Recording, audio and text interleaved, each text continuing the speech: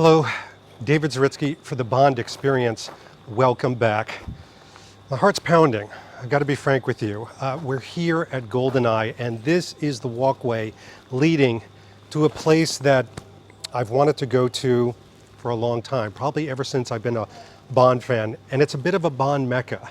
It is, of course, Ian Fleming's villa, where it all happens, where the clacking of the typewriter takes place, and we get James Bond. So we're going to take you in here and show you around and give you an exclusive tour of the place. But we're also going to be doing it from a historical point of view. I got to get myself, okay, I'm calm. Let's go do this.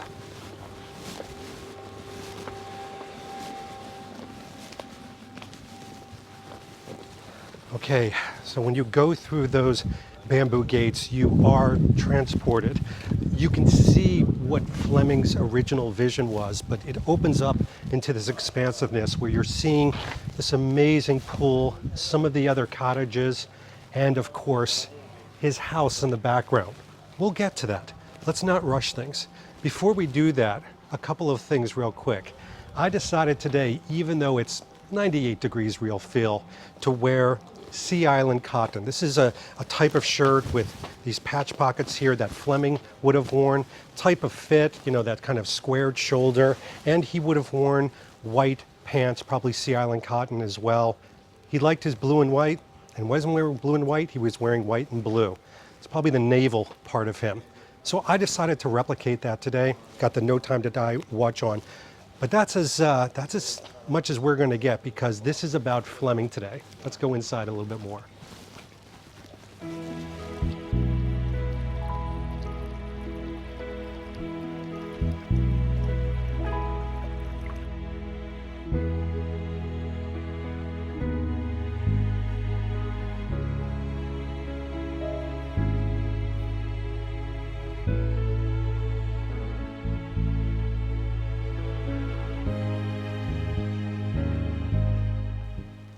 So we have this nice expansive view for a reason. This is Ian Fleming's sunken garden, one of his thought childs in design to really make this a very intimate area. And by the way, come take a look with us, because this area is going to look very familiar.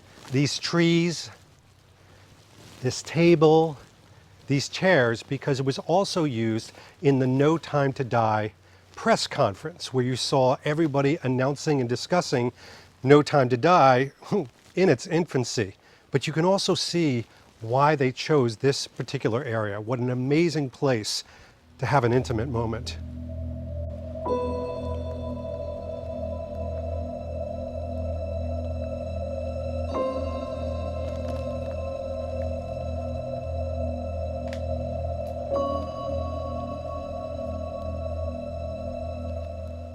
If there was a main course or a main event, this would be it. Because right here is the large expansive window to Ian Fleming's bedroom, the master bedroom, in all its glory. Now imagine, if you will, Fleming would have gotten up, he would have had an amazing breakfast of ackee and saltfish, Blue Mountain coffee, kind of what I had this morning. He would go down, he would do some swimming for inspiration, and then come back to here, right around the corner, and he would start clacking away on the typewriter to write the amazing books that we now have. He had certain rules. He didn't want people walking past this window because he didn't want distractions. Birds, animals, nature, the sounds of waves, totally fine. People, that's a distraction that he could do without. But it's part of the richness and history of how Fleming's process created our favorite fictional hero. So as you come out of the house, if you come down this pathway, which we will, this is what he would do probably once or twice a day to explore the ocean regions. Let's go take a look.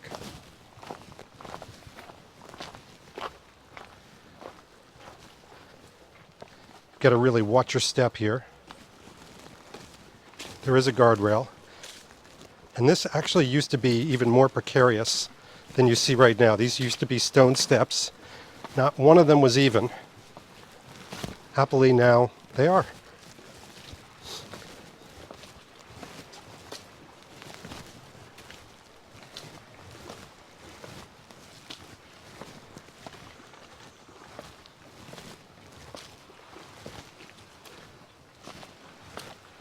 So as you come down the steps, one of the things you're greeted with is the very famous, I call it the Fleming Rock, but this is the Fleming Villa Beach. You can see where Fleming would have had his pictures taken, and then you understand why this view and where he snorkeled was so very special.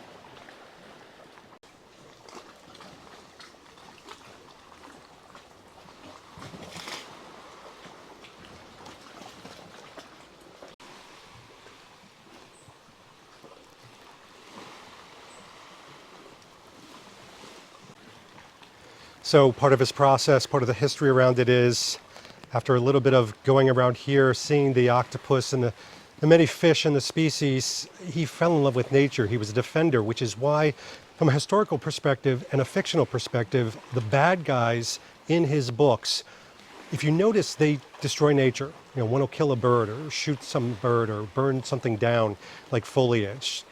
That's how passionate he was about being a defender of his natural surroundings. Stepping into these shoes and wandering around here, you can understand why.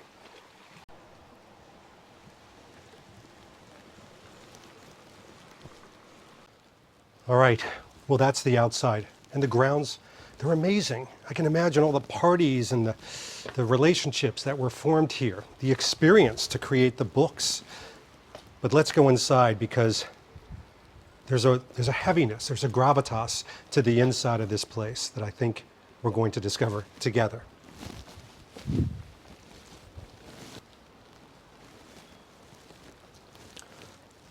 Okay, the master bedroom. It's not a library. It's actually very open, very beautiful, clean. This is exactly how we wanted it. And yet I feel myself whispering. And again, it's the bigness of it. It's the weight of everything. You've got this expansive window. You can imagine him looking out it. But over here, this is it, ladies and gentlemen. First of all, his wagon wheel chair. I mean, you can see the wood. You can actually smell the wood. It's got this wonderful wood mustiness to it. Absolutely amazing. And here's his desk. This is his typewriter. You've got some amazing pictures here of him by the beach. And I've got to do it. I've got to do it. Oh, wow. I mean, the creakiness of the chair, you can hear that? You can just imagine him sitting here, kind of like to sit like this and start clacking away. What I can absolutely see is you can see the Caribbean, straight as a shot through the sunken gardens. It's absolutely magical. And again, I can really picture what went on here. Whew. Amazing. And one of the things that I love about this aspect is, you know, it does have, for example, outdoor areas. Fleming was all about outdoors. Probably wouldn't have looked quite like this with outdoor showers and baths. But again, he was so focused on letting everything, I mean, look at this. This is where he sat, and then you have this amazing outdoors here. So as we move from the master bedroom, we head into what would have been and is now the main area. You can see some of these incredible desks, ledgers. I mean, look at this. We're going to be rifling through these in short order. And of course, they have the Fleming books here that you can read. But come over here. Look at this sunken garden. So tranquil, so peaceful. You've got an amazing entranceway, and then you're greeted by that. As you swing around, you can imagine the dinner parties, the discussions, the food, the drink that was happening here. Now, again, if you read GoldenEye, and I suggest you do, GoldenEye the book, it's amazing because it talks about how, you know, this was incredibly Spartan. It's not like that now. Obviously, GoldenEye has made it so this is comfortable. That is one heck of a couch and eating area. But this isn't massive, and it's not supposed to be. This isn't the Taj Mahal. This is Ian Fleming's home. This is where, for example, they would have gone into the kitchen. You can see the kitchen, and it looks like something is bubbling and brewing. This was supposed to be simple. His staff would cater to him and his friends, and his whims, but it was really about the surround sound. This hall that you see here was really a reception for both friends, for himself, for thinking, and obviously for living life. And here's a wonderful example of that living room, that great room, from the outside. Gosh, can you imagine the sounds and the sights that came from here in the 50s and early 60s? When you do go to the villa, one of the things that you can do is flip through some of these old periodicals. It's really amazing because you smell the pulp of the pages. You actually see the history. These are cutouts, and it brings you back to that moment. One of the most immersive aspects to this place is that it does transport you. It's really difficult to think of 2021 when you see things like this, and you see desks like this. So we're back. I told you I'd be pulled back into this, and it's really to talk about some of the Fleming history, because in reality, there's a lot there. I told you how this was his escape, but his friend Noel Coward had built a place here, Errol Flynn, Katharine Hepburn, larger-than-life characters, and that's why he was able to use this as part of his inspiration to create larger-than-life characters. But the history of GoldenEye runs very deep. I mean, it started out as a donkey race course, a plot of land. He had instructions to his friend, just one. He said, I want a private beach. I want something that's on a bluff that overlooks the water. I need it secluded. And not much more than that. And from that, GoldenEye was born out of this vision.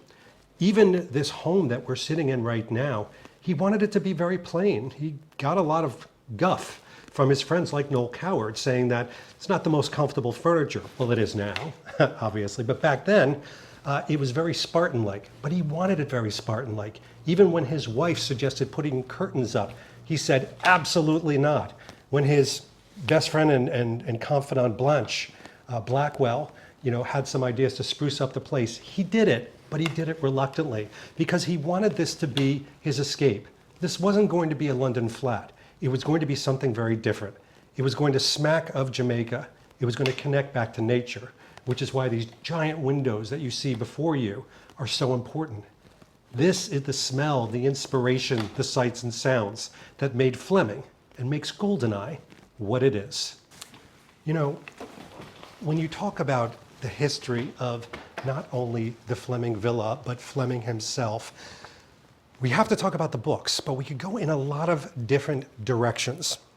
So let's focus, and I'm going to focus on this book, Dr. No, for a couple of reasons. First of all, it obviously takes place in Jamaica. We're surrounded by this, and I love this place for all the reasons I've talked about in some of my videos. But more importantly, I love the book. And we have to go back to really understand this book and understand what was happening to Ian Fleming at the time.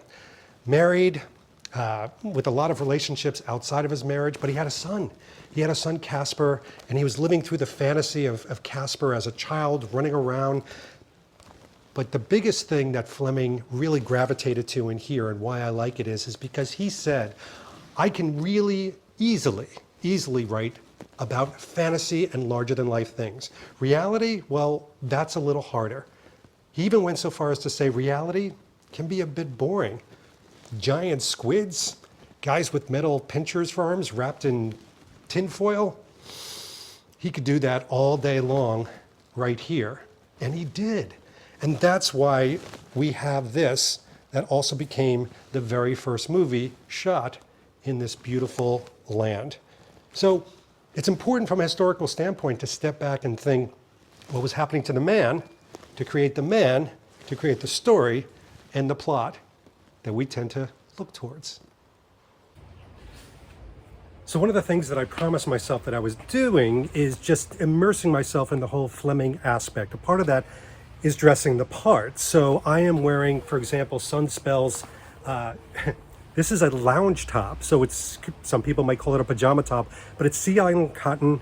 The Sea Island cotton is this long staple cotton. It is incredibly luxurious. It breathes really well. It's 98 degrees Fahrenheit here. My face may look hot, but my body is cool.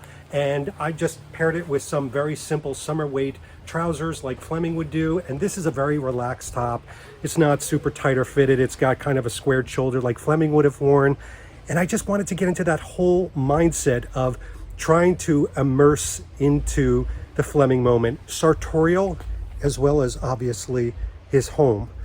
We know already that he shopped here in Jamaica, Kingston, and other places for these types of tops. He liked loungewear, he liked the tops. He often had his hero, James Bond, dressing in Sea Island cotton, whether it's trousers or tops like this. So this just felt very natural, kind of digging it.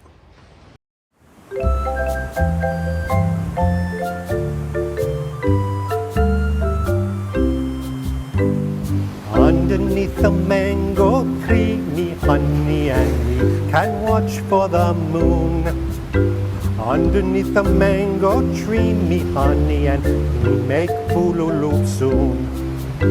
Underneath the moonlit sky, me honey and I can sit hand in hand.